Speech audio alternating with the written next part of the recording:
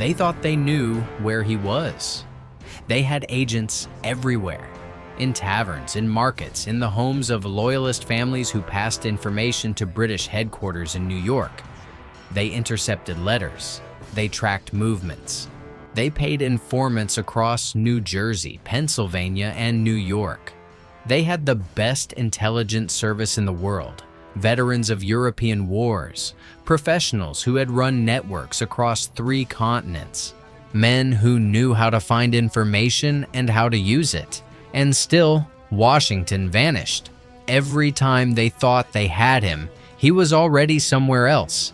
Every time they prepared a trap, it closed on empty air. Every time they moved to cut him off, he had already gone. They never understood why. The answer was 21 people: a shoemaker, a tavern keeper, a woman who baked bread, a farmer who crossed the same stretch of water every week, a merchant who sold goods on both sides of the line. Nobody, ordinary nobodies, running the most effective intelligence network of the entire Revolutionary War. This is the story of the Culper ring, and how Washington used it to fool Britain's best spies. Washington understood something in 1798 that most commanders never learn at all. Information is a weapon, not a secondary weapon, not a support function. The primary weapon, the thing that decides battles before they begin. He had seen what happened without it. At Long Island in 1776, the British had flanked his entire position through a route he did not know they were using. 5,000 men nearly surrounded and captured in a single morning. He had escaped by luck and fog and the specific darkness of an August night on the East River. He could not afford to be surprised like that again. He had lost New York. He had lost Philadelphia.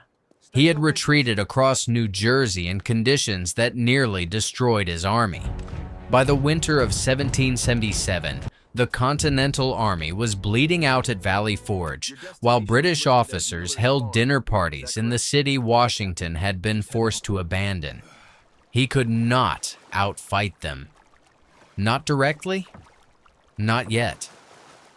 The British Army was better equipped, better trained, better supplied. It had the most powerful navy in the world at its back. It had officers who had fought in the 7 Years' War, who had campaigned across Europe and the Caribbean and India. They knew what they were doing. But Washington had one advantage the British could not match. He was fighting on his own ground, among his own people. In towns and farms where every face was familiar and every stranger was noticed. Where a column of British soldiers moving at night would be seen by someone, and that someone would tell someone, and eventually the information would find its way to him. He decided to use it systematically, not randomly, not through whatever informants happened to present themselves. Systematically, with structure and security and a chain of communication that could not be broken even if one link was captured. He decided to build a spy network unlike anything the Revolution had produced before. In the spring of 1778, Washington gave a young officer named Benjamin Tallmadge a mission with no clear parameters and no precedent. Build me a spy network on Long Island. Long Island was behind enemy lines. Occupied, British soldiers were billeted in civilian homes. British patrols moved through the towns. Loyalist militias cooperated with the occupation and reported suspicious activity to British headquarters in New York. Anyone caught carrying information for the Americans would be arrested, very likely hanged. Tallmadge was 24 years old. He was a cavalry officer, not an intelligence professional. He had no training in running agents. He had no manual to consult. He had never recruited an informant or managed a network or handled the security protocols that kept people alive in occupied territory. What he had was a hometown, Setauket, Long Island, and a roster of people he had known since childhood, who he believed could be trusted. He went home, and he started asking people he trusted if they were willing to die for the revolution. Most people said no. That was the rational answer. The British were not going away. The war might be lost. And even if it was won, getting caught carrying messages for Washington meant a rope. A few said yes. The first recruit was Abraham Woodhull, a farmer, quiet, anxious by nature, prone to worry. Not a man who sought attention or conflict. His family had deep roots in Setauket. He was respected. He was unremarkable. He traveled regularly to New York City on ordinary commercial business. That last part was the key. A man who went to New York regularly for business could go to New York regularly for business. The trip was already part of his life. One more visit was one more visit. Nothing to explain, nothing to justify. Woodhull began going to New York with different eyes, walking British-occupied streets and counting what he saw: troops' movements, supply wagons, ships in the harbor and what they were unloading, officers whose conversations he could overhear in public spaces. The pattern of British activity that, assembled correctly, told you what they were planning. Then, he carried that information back to Setauket. The problem was what happened next. Getting information from Long Island to the American side of Long Island Sound required a boat, and a boat required someone the British would not question. Someone who made that crossing regularly enough that one more trip would mean nothing. Woodhull found Caleb Brewster. Brewster was a whaleboat captain. He had grown up on the water. He knew every cove and inlet on both shores of the Sound. He was physically tough, comfortable with risk. The kind of man who could push a small boat through British patrolled waters at night and arrive on the other side looking like he had been doing nothing interesting. He became the courier, the moving link between the occupied island and the American lines. He would cross from Connecticut to Long Island, collect what Woodhull had gathered, and cross back. On the American side, he handed the material to Talmadge. Talmadge got it to Washington. The chain was forming. Information moving from Woodhull to Brewster to Talmadge to Washington. A human relay passing intelligence across 30 miles of water and occupied territory. But it was slow. And slow intelligence is often useless intelligence. The network needed someone in New York City itself, not someone who visited. Someone who lived there, who moved through the city every day, who had access to the kind of information that only appeared if you were present when British officers relaxed their guard. Woodhull found Robert Townsend. Townsend was a merchant. He ran a dry goods shop in New York City. He was quiet, reserved, private in a way that made him easy to overlook. He also wrote occasional pieces for a loyalist newspaper called the Royal Gazette, which was the kind of credential that opened doors with British officers who liked to see their activities praised in print. He moved through British social circles. He attended gatherings that loyalist families hosted for British officers. He was in rooms where men talked about what they were doing because they believed the man listening was on their side. He listened. He remembered everything. He became Agent Culper Jr. Woodhull was Culper Sr. The network had a name, the Culper Ring. Townsend was meticulous about security in ways that went beyond what Washington required. He avoided writing anything down that could be found on his person. When he did write, he used the invisible ink Washington had provided. He varied his routines. He kept his circle of contacts small. He was so careful that historians spent decades after the Revolution unable to identify who Culper Jr. had been. His anonymity was not an accident. It was a craft. Washington was obsessed with security, not cautiously attentive to it. Obsessed. He had watched what happened when security failed. Nathan Hale had been caught and hanged in September of 1776. He had no cover story, no cipher, no protected communication channel. He was a volunteer operating without the infrastructure that could have kept him alive. John Andre had been caught in 1780 carrying documents in his boot, documents written in a Continental general's handwriting. Documents that hanged Andre and nearly destroyed the entire Southern campaign. Every agent who was caught had been caught because something could be found. Something that connected them to Washington. Something that proved what they were doing. Washington decided that nothing could be findable. He imposed rules on the Culper ring that made it unlike any intelligence operation of its era. No agent would know the identities of the others. Each link in the chain knew only the link immediately above and below. If one person was captured and interrogated, they could not give up the others because they did not know who the others were. The network could survive the loss of any single member. All communications would be written in invisible ink, a chemical compound that appeared as blank paper and became readable only when treated with a specific developer that Washington's side possessed, and the British did not. Intercepted letters revealed nothing. Every name in the correspondence was replaced by a number. Washington was 711. Talmadge was 721. Townsend was 723. Woodhull was 722. New York was 727. Even if a decoded message was captured, no real name appeared anywhere in it. The British intelligence service was sophisticated and well-funded. They were looking for exactly this kind of network. They had informants in every loyalist community on Long Island and in New York. They were paying attention. They found nothing.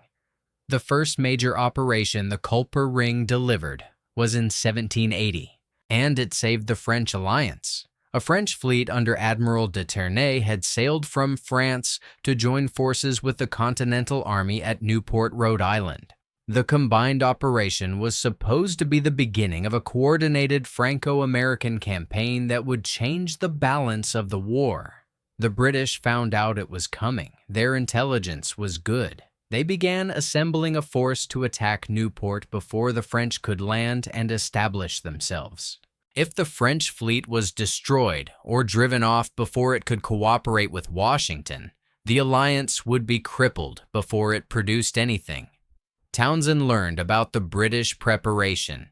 The Culper ring activated. The information moved from New York to Woodhull on Long Island to Brewster across the Sound to Talmadge on the Connecticut shore to Washington at his headquarters. Washington's response was not what anyone expected. He did not move his army to Newport. He did not attempt to reinforce the position. He could not. His army was not strong enough to fight the British in a pitched battle for control of Rhode Island. He created a document, a fabricated operational plan describing an American attack on New York City. The plan was detailed enough to be credible. It named units, described objectives, included the kind of specific operational detail that only appeared in real military planning. Then, he made sure it could be intercepted. Through channels he knew the British were monitoring, the document made its way into British hands. British intelligence read it. British headquarters believed it. The British commander pulled his forces back from Newport to defend New York against an attack that was never coming. The French fleet arrived safely. The alliance held. The cooperation that would eventually produce Yorktown was preserved. The British never understood what had happened to them. They thought they had discovered an American attack plan and successfully neutralized it. They had been handed exactly what Washington wanted them to find. The most important operation of the Culper ring almost never got written into history at all. In the summer of 1780, a woman whose name was not recorded noticed something unusual. She was in New York City. She saw a significant movement of British supplies. specifically supplies of a type and in a quantity associated with a major offensive operation. The movement was toward a specific location. The pattern, if you knew what military logistics looked like, was unmistakable. She passed what she had observed to a contact. The contact passed it to Woodhull. Woodhull to Brewster. Brewster across the Sound to Tall Madge. Tall Madge to Washington.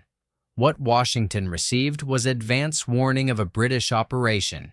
It allowed him to adjust his position, prepare a response, and avoid the kind of surprise that had nearly destroyed him at Long Island 4 years earlier. The woman who started that chain was never publicly identified. She appears in the surviving records only as Agent 355, the number that the network used to designate a woman. Some historians believe she was later arrested, that she died on a British prison ship in New York Harbor, that she never came home. Nobody knows for certain. Her name was never recovered. One of the most consequential intelligence sources of the Revolutionary War exists in the historical record as a number. The Culper ring ran from 1778 to 1783. Through the worst years of the war and through the final campaign that ended it, it was never penetrated. The British spent significant resources attempting to find Washington's intelligence network on Long Island. They knew it existed. They had evidence of its operations, intercepted communications that referenced information the Americans should not have had, movements that suggested warning in advance. They arrested suspects. They interrogated loyalists. They offered rewards. They found nothing, because the people they were looking for were invisible in exactly the way that made them impossible to find. They were not soldiers, not officers, not anyone the British intelligence apparatus was trained to identify as a threat. They were a farmer making his regular trips to the city, a merchant conducting his ordinary business, a sailor who crossed the Sound because sailors crossed the Sound. The greatest intelligence operation of the Revolutionary War was run by people who, in any other context, would have been completely invisible. That was not an accident. That was the design. Robert Townsend lived until 1838. He never told anyone he had been Culper Jr. He carried the secret for more than 50 years after the war ended. He went to his grave without telling his family, his neighbors, or anyone who asked. After his death, historians examining documents from the Revolutionary period noticed something. The handwriting in letters signed by Culper Jr.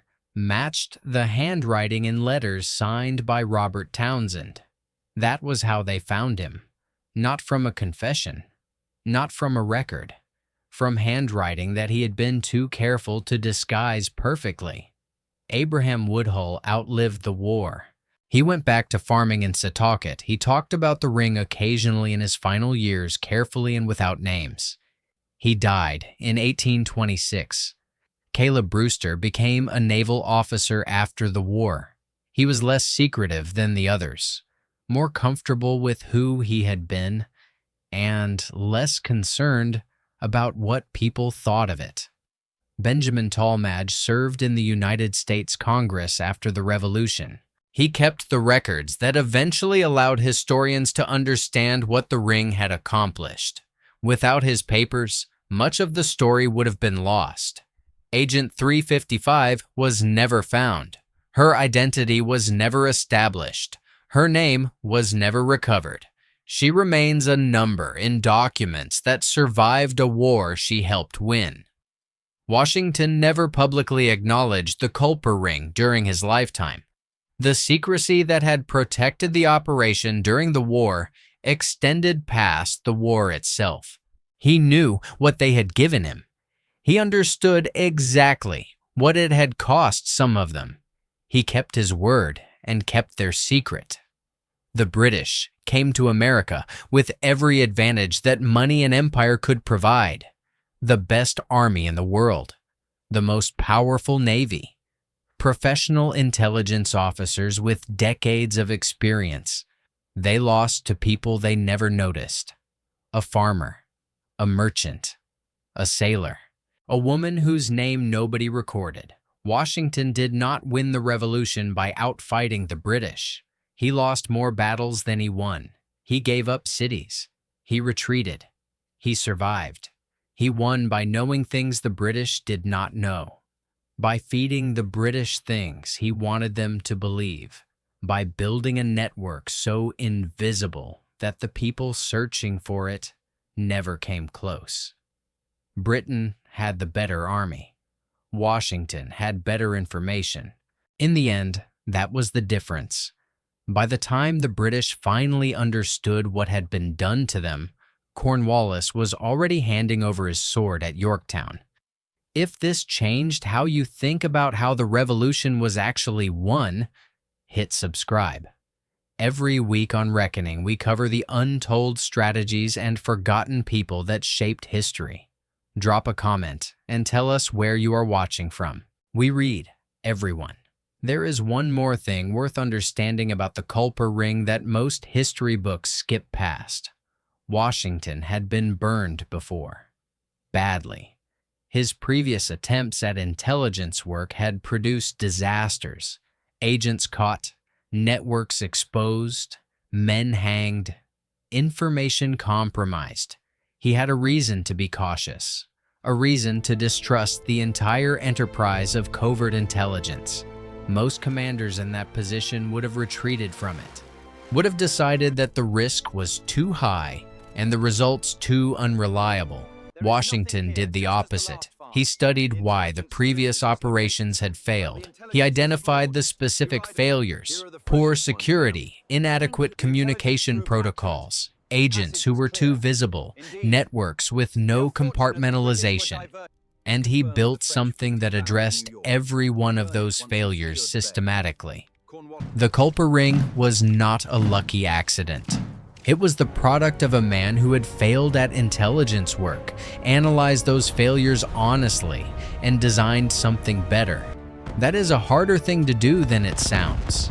Most people who fail at something blame the circumstances. Washington blamed the design, and then he changed the design. That capacity to look at a failure and learn from it rather than avoid it was as important to winning the revolution as anything that happened on a battlefield. The British never developed it. They had successes, and they repeated what produced successes. They had failures, and they attributed them to bad luck or enemy deception rather than structural problems in how they operated. Washington kept improving.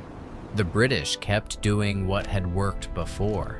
By 1781, Washington had an intelligence operation that the British could not penetrate, could not identify, and could not stop.